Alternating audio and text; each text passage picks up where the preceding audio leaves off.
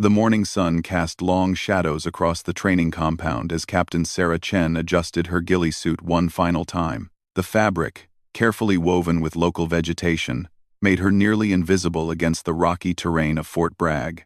Today marked her final assessment before joining one of the military's most secretive units, and she knew the Navy SEALs testing her had no intention of making it easy. Sarah had earned her place here through years of exceptional service in Army intelligence. Born in a small town in Montana, she had learned to hunt and track from her grandfather, a Korean War veteran who taught her that patience and observation were more valuable than any weapon. Her childhood was spent learning to move silently through forests, to read the land like a book, and to become one with her environment. The military had recognized her unique talents early. During her initial training, instructors noticed how she seemed to disappear during field exercises, only to reappear exactly where she needed to be. Her scores in reconnaissance and surveillance were off the charts, but it was her uncanny ability to evade detection that truly set her apart. The assessment began at dawn.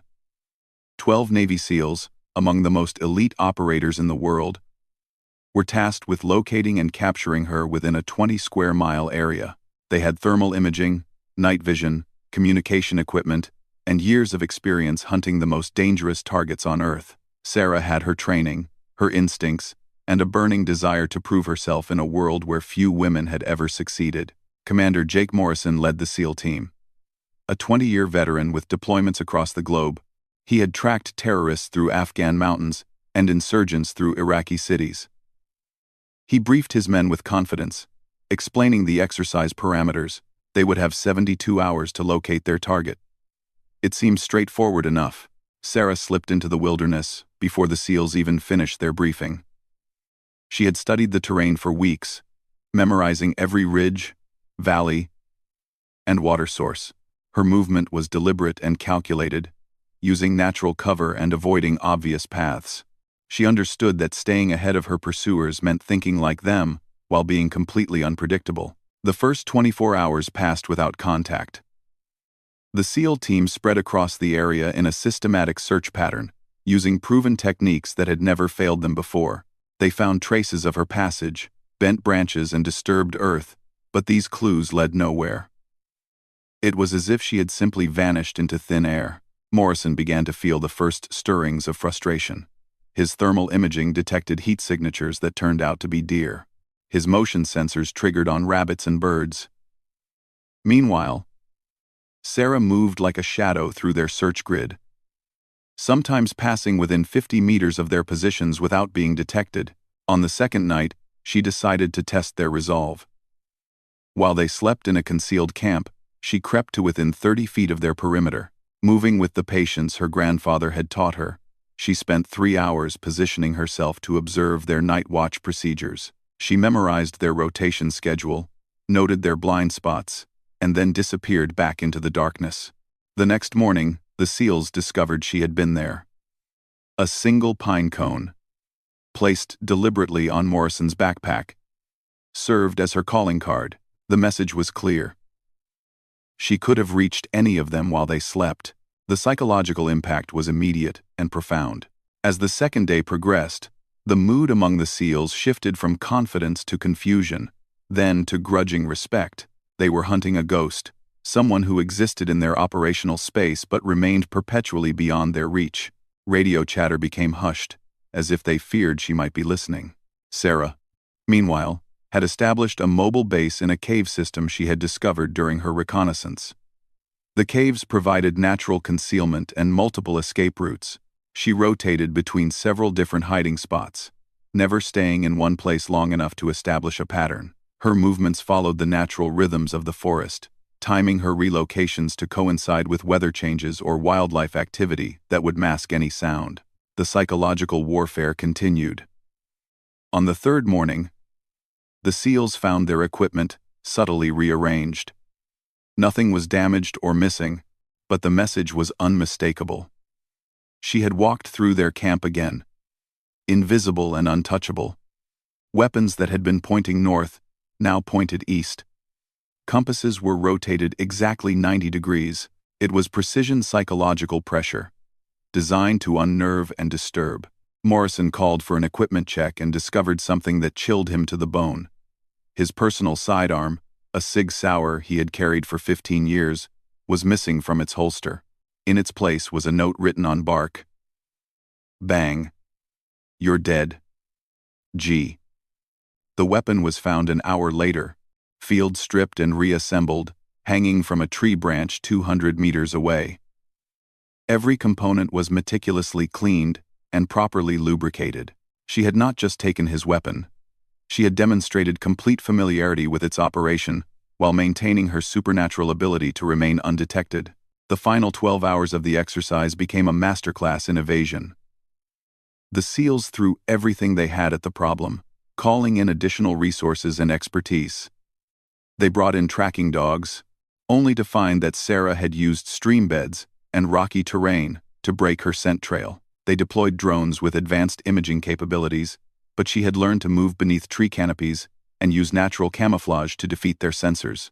As the exercise deadline approached, Morrison made a decision that would become part of military legend. He called off the search with 6 hours remaining. Standing in the center of the training area, he spoke into his radio knowing she was listening somewhere in the surrounding forest. Ghost. This is Morrison. We're calling it. You win. Outstanding performance. The response came from directly behind him. Sarah had been lying motionless in a pile of fallen leaves less than 10 meters away, watching and listening to their communications for the past hour. When she stood up, she seemed to materialize from the earth itself. Her ghillie suit perfectly matched to the autumn forest floor. Thank you, Commander, she said quietly, her voice carrying the calm confidence of someone who had just accomplished the impossible. Morrison turned around slowly, his mind struggling to process what had just happened. Here was a woman who had not only evaded his entire team for 3 days but had been close enough to kill him at any point during that time. The realization was both humbling and terrifying. How long were you there? He asked. Since you started your final briefing an hour ago, Sarah replied, beginning to remove pieces of vegetation from her suit. I heard everything. The debriefing session that followed was unlike anything the SEALs had experienced. Sarah walked them through her methodology, explaining how she had used their own training and expectations against them. She had studied SEAL tactics and procedures, understanding that her greatest advantage lay in being completely unpredictable while exploiting their natural tendencies. She explained how she had used the environment as both shield and weapon, timing her movements to natural sounds and weather patterns. Her grandfather's hunting lessons had taught her to think like prey while maintaining the mindset of a predator. She had turned the forest itself into an ally, using every rock, tree, and shadow as part of an elaborate camouflage network. The SEALs listened with a mixture of professional admiration and personal bewilderment. They had been completely outmaneuvered by someone who seemed to exist outside the normal rules of tactical engagement. Questions flew about her techniques, her background, and her training, but Sarah deflected most inquiries with a smile that revealed nothing. Within hours, word of the exercise had spread throughout the special operations community. Stories began to circulate about the woman who had made Navy SEALs look like amateurs in their own training environment. The nickname Ghost emerged organically from these conversations, capturing both her evasion abilities and the psychological impact she had on her opponents. Colonel Richards, the commanding officer overseeing Sarah's assessment, was not surprised by the results. He had been tracking her career for years, waiting for the right opportunity to recruit her into a classified program that operated beyond the boundaries of conventional military structure. Her performance during the SEAL exercise had confirmed what he already suspected. Sarah Chen possessed abilities that existed at the intersection of natural talent and years of specialized training. The formal briefing took place in a windowless room deep within the Pentagon. Sarah sat across from 3 officers whose names and affiliations remained classified. They outlined a program that operated under multiple cover identities, conducting missions that officially never happened in places that weren't supposed to exist. Your country needs someone with your particular skills, Colonel Richards explained. The threats we face today require operators who can function independently in hostile environments for extended periods. You've demonstrated an ability to remain undetected under conditions that would compromise anyone else we know. Sarah listened carefully to the proposal. The missions would be dangerous, isolated, and completely deniable. She would operate without backup, official support, or recognition. Success would be measured in problems that quietly disappeared and threats that never materialized. Failure would mean death or worse, with no possibility of rescue or extraction. "What makes you think I'm interested in becoming invisible for the rest of my career?" she asked. "Because you've been preparing for it your entire life," Richards replied. "Your grandfather taught you to hunt. The army taught you to soldier. We're offering to teach you to become something else entirely, something the world desperately needs, but will never acknowledge." The decision was easier than Sarah expected.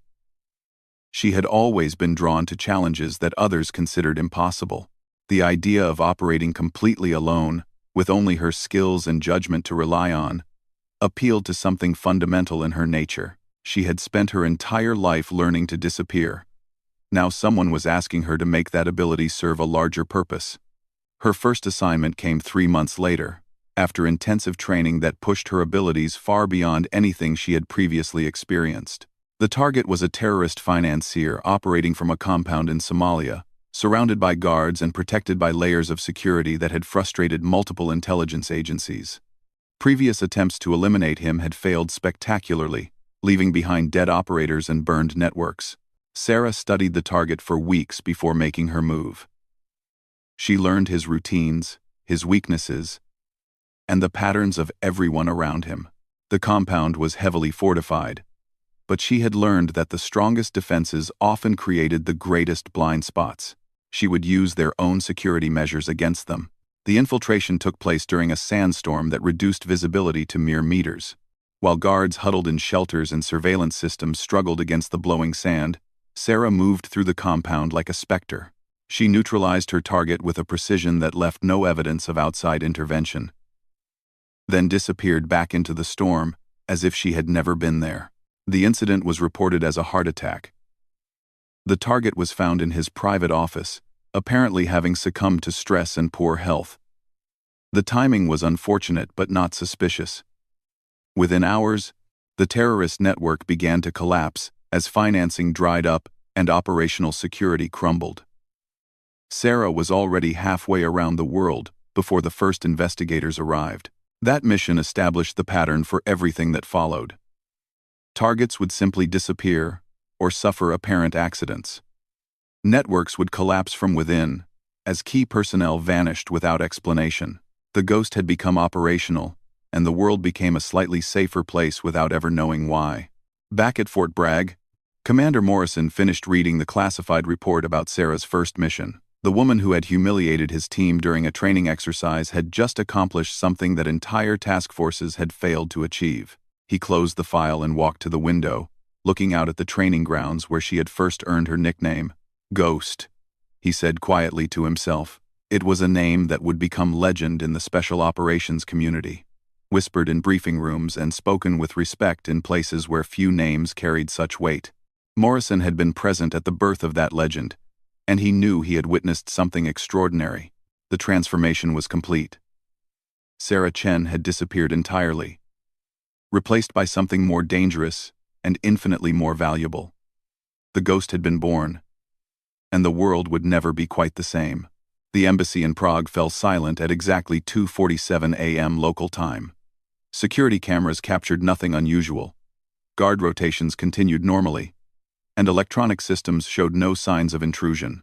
Yet by dawn, 3 high-value intelligence assets had vanished without a trace, along with their handlers and a cache of documents that officially didn't exist. The only evidence of an operation was a single black feather left on the ambassador's desk, placed with surgical precision at the exact center of his leather writing pad. Sarah had been operating under the ghost designation for 18 months, and her reputation within intelligence circles had grown beyond mere legend into something approaching mythology. Targets disappeared, networks collapsed, and problems solved themselves with a frequency that made coincidence statistically impossible. Yet no one could prove her involvement, and few even knew she existed. The Prague operation had been her most complex assignment to date. 3 separate intelligence services were operating within the same city, each unaware of the other's presence, all pursuing fragments of the same terrorist plot. The situation was rapidly deteriorating into a three-way intelligence war that threatened to expose all parties involved, while allowing the actual threat to escape undetected. Sarah's mission was elegant in its simplicity. Extract all assets and intelligence without any service realizing what had happened. The challenge lay in the details. Each service employed different security protocols, operated from separate locations, and maintained distinct communication networks. A traditional raid would have been impossible without triggering international incidents and destroying years of carefully built cover identities. She had spent 6 weeks in Prague, living as a freelance photographer documenting the city's architecture. Her cover was perfect because it was essentially true. She genuinely loved photography and possessed genuine talent behind the lens. The artistic eye that helped her compose stunning images of Gothic spires and Baroque facades also allowed her to analyze sightlines, escape routes, and surveillance blind spots with extraordinary precision. The Czech intelligence service operated from a legitimate business front, a consulting firm housed in a renovated medieval building near the Castle district. Their security relied heavily on electronic surveillance and the assumption that their location remained unknown to hostile services. Sarah had photographed the building extensively as part of her architectural documentation, mapping every entrance, exit, and vulnerable point. The Russian assets presented a different challenge. They operated from a safe house in the Vinohrady district, using multiple layers of human surveillance and counter-surveillance to maintain operational security. Their protocols emphasized personal observation and verbal communication, making electronic penetration nearly impossible, but creating opportunities for someone who could move unseen through their coverage. The American team was the most sophisticated, operating from the embassy itself, using diplomatic cover and state-of-the-art security systems. They represented the greatest technical challenge, but also offered the clearest escape route once their assets were compromised. Sarah needed to ensure that all 3 extractions appeared to be the result of internal security failures rather than external intervention. She began with the Czech operation, timing her approach to coincide with a cultural festival that brought thousands of tourists into the Castle district. The crowds provided perfect camouflage as she moved through the medieval streets, her photographer's credentials giving her access to elevated positions and unusual sight lines. She had identified the building's weakness during her reconnaissance: a ventilation system that dated to the 1922 renovation, installed long before modern security considerations. The infiltration took place during a thunderstorm that masked any incidental noise and forced outdoor surveillance teams to seek shelter. Sarah entered through a maintenance hatch 3 blocks away, using city tunnel systems to reach the building's basement without appearing on any street-level surveillance. The Czech assets never knew what happened. They simply woke up in a safe location with instructions to contact their emergency handlers. The intelligence cache required more delicate handling. Sarah photographed every document using specialized equipment that left no trace of access, then replaced the originals with perfect replicas that would pass casual inspection but contained subtle errors that would eventually discredit the intelligence if anyone tried to act on it. The operation was designed to appear successful while actually providing useless information. The Russian extraction presented different challenges. Their human surveillance network was extensive and professional, but it relied on predictable patterns and known observation points. Sarah studied their coverage for weeks, identifying the precise timing windows when she could move between their watchers without being detected. The key was understanding that surveillance teams expected predictable behavior. By moving in ways that violated normal human patterns, she could exploit their assumptions. The safe house extraction happened during rush hour on a Friday evening, when the streets filled with commuters and the surveillance teams faced their greatest challenge in maintaining visual contact. Sarah used the crowd dynamics and traffic patterns to create confusion, approaching the building from a direction that required watchers to relocate while maintaining their observation posts. The Russian assets found themselves quietly redirected during what appeared to be a routine security evacuation. Their handlers received communications through established protocols, indicating a compromise that required immediate relocation. By the time anyone realized the evacuation orders were fraudulent, all personnel and materials had vanished into alternative networks that would eventually deliver them to safety. The American embassy operation required the most sophisticated approach.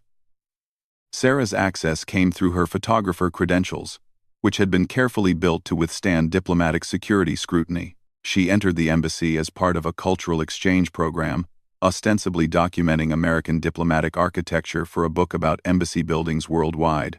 Inside the embassy, she moved with the confidence of someone who belonged there, using her knowledge of diplomatic protocols and security procedures to navigate sensitive areas. The American assets were extracted through official channels that appeared routine but had been carefully manipulated to create opportunities for redirection. Documents were photographed and replaced using techniques that left no forensic evidence of tampering. The final phase of the operation was the most critical. Sarah needed to ensure that each service discovered their compromised security at approximately the same time, creating confusion that would prevent any organization from realizing the scope of what had actually occurred. This required precise timing and a deep understanding of how intelligence bureaucracies responded to security breaches. She triggered the discoveries through a series of subtle manipulations that appeared accidental but were actually carefully orchestrated.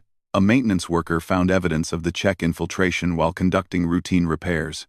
Russian surveillance teams noticed irregularities in their targets' behavior that suggested compromise.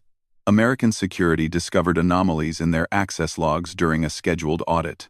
Each service responded predictably, assuming they were dealing with an isolated security failure rather than part of a larger operation. The investigations focused on internal procedures and personnel. Exactly as Sarah had intended, no one suspected that their security had been defeated by someone who had simultaneously penetrated all three operations. Sarah left Prague the same way she had arrived, as a freelance photographer completing her documentation project. Her departure attracted no attention from any intelligence service. She was simply another artist finishing her work and moving on to the next project. The only evidence of her true activities was a portfolio of stunning architectural photographs that genuinely captured the city's beauty while hiding the operational intelligence she had gathered. The aftermath of the Prague operation established new protocols within the intelligence community. 3 separate services had simultaneously suffered what appeared to be security failures, but the timing and scope suggested a level of coordination that exceeded known terrorist capabilities. Analysts struggled to explain how a single hostile service could have penetrated such diverse targets without leaving any forensic evidence. Colonel Richards reviewed Sarah's after-action report with a mixture of professional admiration and personal concern. The ghost had accomplished something that entire intelligence agencies would have considered impossible. But the psychological profile attached to her file indicated troubling developments. Extended periods of isolation and deception were taking a measurable toll on her mental state. "She's becoming too good at disappearing," the staff psychologist warned during a classified briefing. Extended deep cover operations create identity dissociation issues. She may be losing track of who she really is, beneath all the operational personas. Richards understood the concern but also recognized the strategic value of Sarah's unique capabilities. The threats facing the nation were evolving faster than traditional intelligence structures could adapt to meet them. The ghost represented a new paradigm in operational capability, someone who could function effectively in situations where conventional approaches failed completely. Sarah's next assignment took her to Hong Kong, where a cyber warfare specialist had developed technology capable of shutting down entire power grids through internet-based attacks. The specialist was protected by Chinese intelligence services and housed in a facility that existed within the legal gray area between Hong Kong's autonomy and Beijing's security apparatus. Traditional extraction was impossible without triggering an international incident. The Hong Kong operation showcased Sarah's evolving tactical sophistication. She established cover as a technology journalist researching the city's emergence as a global fintech hub, a role that provided legitimate access to the facilities where her target worked, while explaining her interest in cybersecurity systems and personnel. The extraction required Sarah to understand both the target's psychology and the complex political environment surrounding his work. Rather than attempting a traditional kidnapping, she orchestrated a situation where the target voluntarily defected, believing he was being recruited by a more attractive opportunity, while actually being delivered to American intelligence assets. The operation took 3 months to complete, and involved creating an entirely fictional technology startup, complete with legitimate business registration, funding documentation, and a suite of offices in Singapore. Sarah recruited several unwitting participants who believed they were building a real company while actually providing operational support for the extraction. The target's defection appeared voluntary and was attributed to better compensation and working conditions rather than any form of coercion. Chinese intelligence services investigated but found no evidence of American involvement. Their target had simply accepted a better job offer from what appeared to be a legitimate Singapore-based company. By the time anyone realized the company was fictional, the target was already debriefed and relocated with a new identity. Sarah's success in Hong Kong led to increasingly complex assignments that pushed the boundaries of what single operators could accomplish. She disrupted weapons trafficking networks in Eastern Europe, neutralized terrorist financing operations in the Middle East, and extracted compromised assets from hostile territories across 3 continents. Each mission built upon lessons learned from previous operations while introducing new challenges that required innovative solutions. The psychological isolation that came with extended deep cover work began manifesting in subtle ways that concerned her handlers. Sarah found herself maintaining operational personas even during downtime, struggling to remember which aspects of her identity were real and which had been constructed for specific missions. The boundaries between Sarah Chen and the Ghost were becoming increasingly blurred.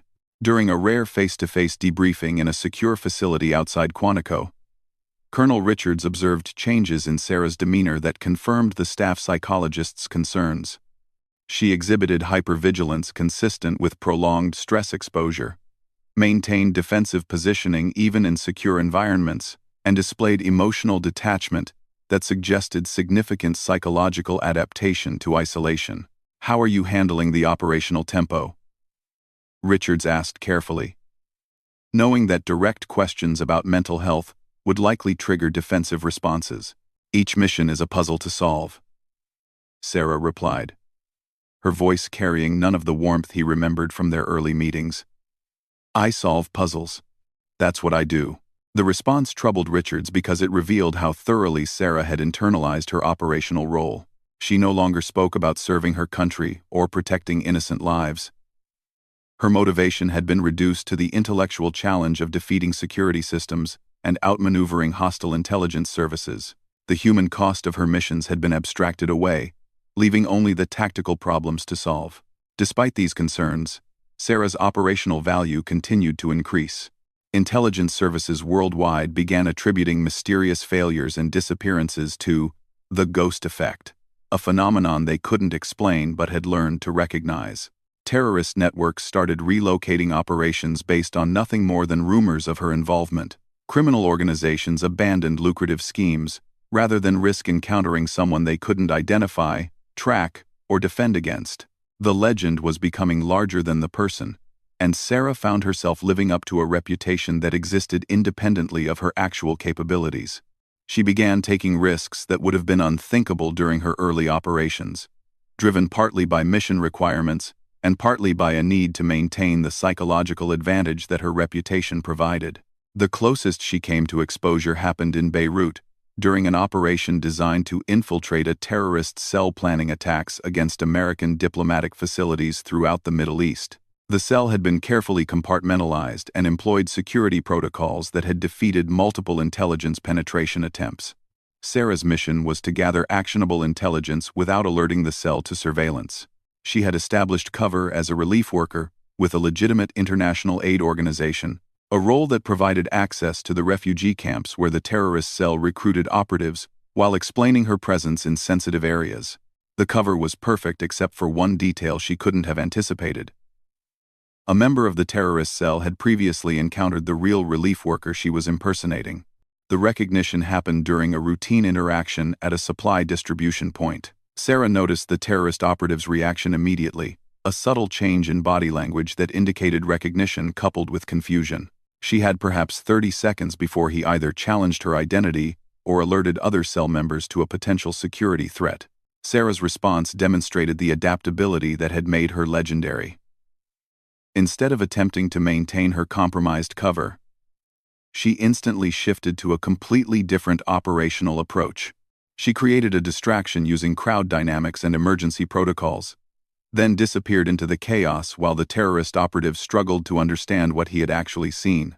The extraction from Beirut required Sarah to activate emergency protocols she had hoped never to use. She abandoned her established cover identity and moved through the city using techniques that prioritized speed over concealment. Knowing that her operational window was closing rapidly, the terrorist cell would soon realize they had been penetrated, potentially compromising months of intelligence gathering by other assets. Sarah reached her extraction point with minutes to spare, but the mission's partial compromise represented the first significant failure in her operational record. The terrorist cell discovered her infiltration attempt and immediately relocated, abandoning plans that had taken months to develop while implementing new security protocols that made future penetration significantly more difficult. The Beirut incident forced a comprehensive review of Sarah's operational methods and psychological state. While she had avoided capture and protected other intelligence assets, the mission's failure indicated that even the Ghost was not infallible. The incident also revealed concerning developments in her risk assessment and decision-making processes that suggested the need for operational modifications. The warehouse in Istanbul stood empty under the midnight moon, its broken windows like dead eyes watching the Bosphorus. Intelligence reports indicated it had been abandoned for months. But Sarah knew better. 3 days of surveillance had revealed patterns that spoke of careful concealment rather than genuine abandonment. Someone was using this place for something important enough to justify elaborate deception. Sarah crouched on a rooftop 400 meters away, her specially modified rifle steady against the concrete parapet. Through her scope, she could see heat signatures moving within the building despite its apparent emptiness. The thermal imaging revealed at least 12 individuals operating inside what was supposed to be a derelict structure. This was her target location, where the world's most wanted terrorist was planning something that could change the balance of global power.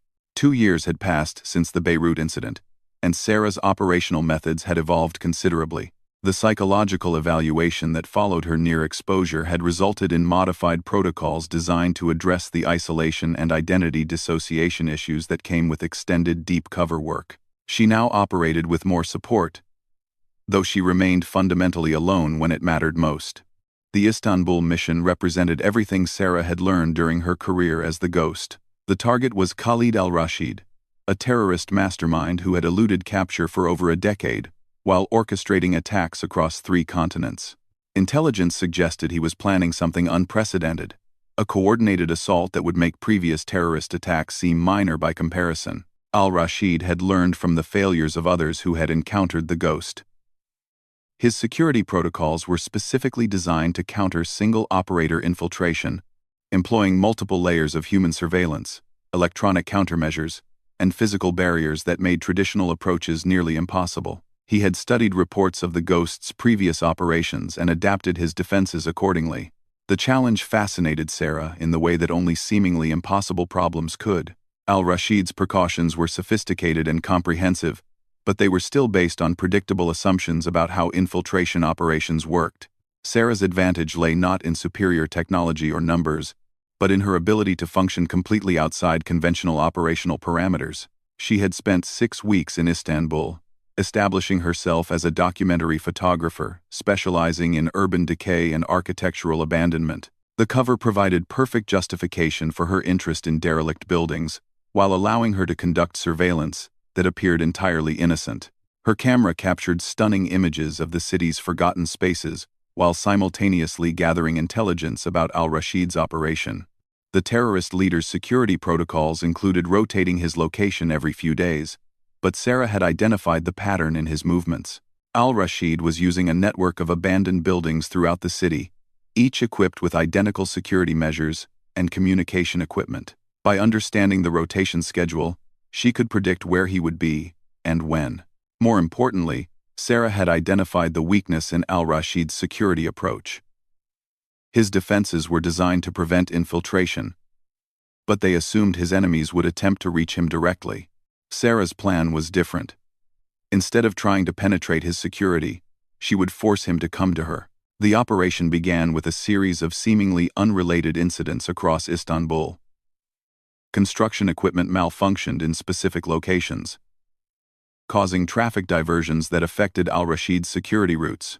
Power outages struck selected neighborhoods at precisely timed intervals, forcing his surveillance teams to adjust their coverage. Water main breaks required emergency responses that complicated his operational security. Each incident was minor and apparently accidental, but their cumulative effect was to gradually compress al-Rashid's safe movement options. Sarah was using the city's infrastructure as a weapon, creating a web of constraints that would eventually force him into a location where she could complete her mission. Al-Rashid's security team recognized that something was happening but couldn't identify the threat. The incidents were too random to represent a coordinated assault, but too frequent to be coincidental. They increased security protocols and changed rotation schedules, exactly as Sarah had predicted they would. The increased security measures actually worked in Sarah's favor by making al-Rashid's movements more predictable. When security teams are operating under stress, they tend to fall back on established procedures and familiar locations. By creating pressure without revealing its source, Sarah was forcing her target to behave in ways that served her operational requirements. The final phase of the operation required Sarah to become completely invisible within al-Rashid's operational environment. She used her photographer cover to gain access to a building adjacent to one of his safe houses, ostensibly documenting the architectural details of Ottoman-era construction, while actually establishing a firing position that provided clear sightlines to multiple target locations. Al-Rashid's final mistake was trusting his security protocols more than his instincts. When the pressure from mysterious incidents reached a crescendo, he made the decision to consolidate his operation at the Istanbul warehouse, believing that concentration of resources would provide better protection than dispersion. The choice was logical based on conventional security thinking, but it played directly into Sarah's operational plan. She had been waiting in position for 18 hours when al-Rashid's convoy arrived at the warehouse. The terrorist leader's security detail conducted a thorough sweep of the building and surrounding area, but they were looking for traditional threats while Sarah had positioned herself beyond their search parameters. Her hide was 400 meters away, in a location that appeared to offer no tactical advantage, exactly where conventional thinking suggested no sniper would position themselves. Through her scope, Sarah watched al-Rashid enter the warehouse surrounded by bodyguards, who believed their security measures were impenetrable. She could see their confidence in the way they moved, the casual alertness of professionals who trusted their systems completely. They had no idea that death was watching them from an impossible distance through a window that appeared to be boarded shut. The shot, when it came, was perfect. Sarah had accounted for wind, temperature, humidity, and the subtle differences in atmospheric pressure that affected long-range ballistics. The bullet traveled 400 meters in just over half a second, passing through the narrow gap she had created in the warehouse's seemingly solid security. While al-Rashid stood in the exact position her calculations had predicted he would occupy, al-Rashid died instantly, struck by a bullet that seemed to come from nowhere. His security team immediately initiated emergency protocols, sealing the building and conducting systematic searches for the sniper they knew had to be nearby. They found nothing because Sarah was already gone, having extracted from her firing position the moment the shot was fired. The escape route Sarah had planned took her through Istanbul's historic underground cisterns, a Byzantine-era network of tunnels and chambers that most people had forgotten existed. She moved through the ancient waterways while al-Rashid's followers searched the modern city above, following paths that had been carved from stone before the terrorist leader's ancestors were born. The investigation that followed al-Rashid's assassination consumed thousands of hours and involved multiple intelligence services, but investigators found no physical evidence of the sniper's presence. Security camera footage showed nothing unusual. Forensic analysis revealed no trace evidence, and ballistics experts couldn't determine the firing position based on bullet trajectory alone. The only clue was a single photograph left on al-Rashid's body, a stunning image of the warehouse at sunset that captured the building's architectural details with artistic precision. The photograph was signed with a barely visible mark that looked like an accidental smudge, but actually represented the ghost's operational signature. Sarah's successful elimination of al-Rashid represented the culmination of her development as an operator, but it also marked the beginning of a new challenge. The intelligence community's reliance on her unique capabilities had grown beyond what any single person should be expected to carry. She was being assigned missions that required abilities at the absolute limit of human possibility, and the psychological cost was becoming unsustainable. The post-mission debriefing took place in a secure facility overlooking the Potomac River, where Colonel Richards waited with news that would change everything. The Ghost program was being expanded, and Sarah was being asked to train a new generation of operators who could share the operational burden while maintaining the standards of excellence that had made the program successful. "You've proven that this type of operation is possible," Richards explained. "Now we need to make it sustainable. The threats we're facing require more than one operator, no matter how skilled." Richards. Sarah listened to the proposal with mixed emotions. Part of her was relieved at the prospect of sharing responsibility for missions that had consumed her life for the past 3 years, but another part recognized that training others meant revealing techniques and capabilities that had been her exclusive domain, potentially diminishing the psychological advantage that made her so effective. The first class of Ghost candidates assembled at a facility that didn't appear on any official military installation list. 12 operators from various special forces units, each selected for specific psychological and physical characteristics that suggested they might be capable of learning Sarah's methods. They represented the best of the best, but Sarah knew that natural talent was only the beginning of what would be required. Training the new operators forced Sarah to articulate techniques that had become instinctual over years of practical application. She had to break down complex tactical procedures into teachable components, while maintaining the flexibility and adaptability that made them effective in unpredictable situations. The process was more difficult than she had anticipated, partly because many of her capabilities were based on intuition and experience rather than formal methodology. The psychological aspects of Ghost training proved to be the most challenging. Creating operators who could function effectively in complete isolation required carefully controlled stress exposure and identity management techniques that pushed trainees to their mental and emotional limits. Several candidates washed out not because they lacked tactical skills, but because they couldn't maintain psychological stability under the unique pressures of deep cover work. Sarah found herself serving as more than just an instructor. She became a mentor and guide for individuals who were experiencing the same identity challenges that had nearly consumed her during her early operations. Helping others navigate these psychological waters forced her to confront her own issues and develop coping strategies that had been missing from her original training. The first operational deployment of the new Ghost operators came 8 months after training began, when intelligence identified a network of arms dealers operating across Eastern Europe.